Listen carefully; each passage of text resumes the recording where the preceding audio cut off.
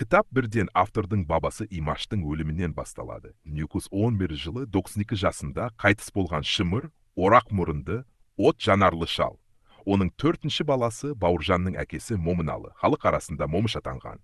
Момыш орта бойлы, арық қара, бірақ керемет күшті, тарамыс деп атайды. Маңдайы жазық, қасы қалың, көзі шүңгіл.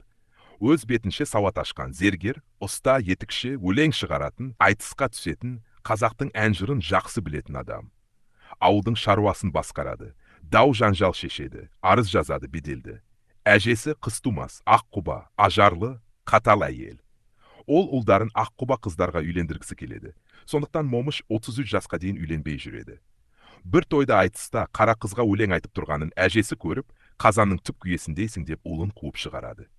Кейін Момыш Байтана руынан Әбдірахманның қызы Рәзияға үйленеді. Рәзия Бауыржанның шешесі, ол бала 3 жасқа толмай қайтыс болады.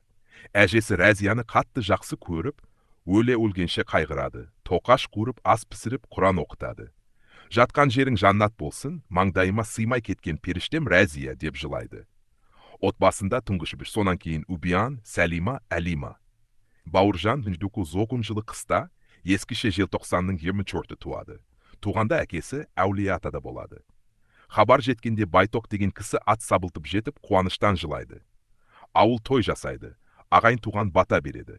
Ақментей батырдай батыр болсын, Ақмолда батырдай мәрт болсын, Байдыбек батырдың әруағы қолдасын, Домалақ анамыз жар болсын.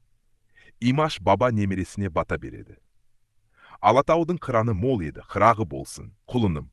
Қойнауы суға мол еді, бұлағы болсын, құлыным. Ел тілегі, батырлық табиғат туралы. Жаңа туған балаға Имаш ағаш отырғызып жатқанда келіп, қолын ұстатып өсиет айтады. Құрық деп берсем, құл болма, шыбық деп берсем, шил болма. Бәрінен де шырағым, баяны жоқ ұл болма. Бұл өмірлік өнеге. Әкесі сол күні мал сойып, ауыл ақсақалдарын шақырады. Әкесі Момыш ауылдың нағыз басшысы.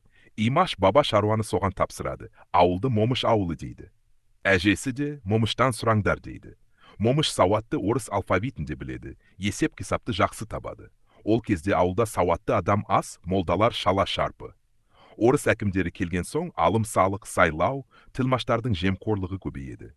Тілмаштар екі жақты алдап пара алады, дау жанжалды өршіту арқылы пайда табады. Маңызды эпизод болыстыққа талас. Әр 3 жыл сайын Ояз съезі сайлау науқаны, пара беру, жала жабу, ру арасындағы тартыс. Бір рудың атынан бір пысық адам дауыс сатады. Чиновниктер параға қарай қағаз икемдейді. Ең әйгілі эпизод Текебай би мен Қабылбектің тартысы. Текебайдың баласы Серкебай Қабылбектің аулына барып, қамшысын жерге шиырып, боқтап балағаттайды. Қабылбек шыдамдылық танытып, жауап қайтармайды, ағайындарын да тоқтатады. Опық жейтін Серкебайдың өзі болады дейді. Серкебай әкесіне мақтанып келеді, бірақ Текебай ақымақ деп ұрсады. Серкебай 2 күн тамақ ішпей өкпелейді. Кейін аяғына жығылып кешірім сұрайды.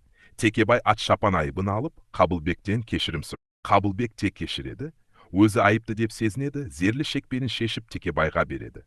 Бұл намыс, әдеп, ақылдың жеңісі. Тағы бір эпизод жарты хик жазу. Сайлау қағазына жарты деп жаза алмай, молдалар қиналады. Момыш жасында жазады, бәрі тәнті болады. Әкесі інісі Момынқұлды әжесінен қорғап жазалайды. Қой қорада түнеп шығады, бірақ әжесі сағынып қалады. Бауыржан балалық шағында әжесінің қатал тәрбиесін, әкесінің мейірімін көреді. Әкесі оған өсиет айтады. Ауылдағы той айтыс дәстүрлер сипатталады. Автор өткенді сағынышпен, мақтанышпен еске алады. Қазақтың адамгершілігі, әділеттілігі, отбасы жылылығы басым.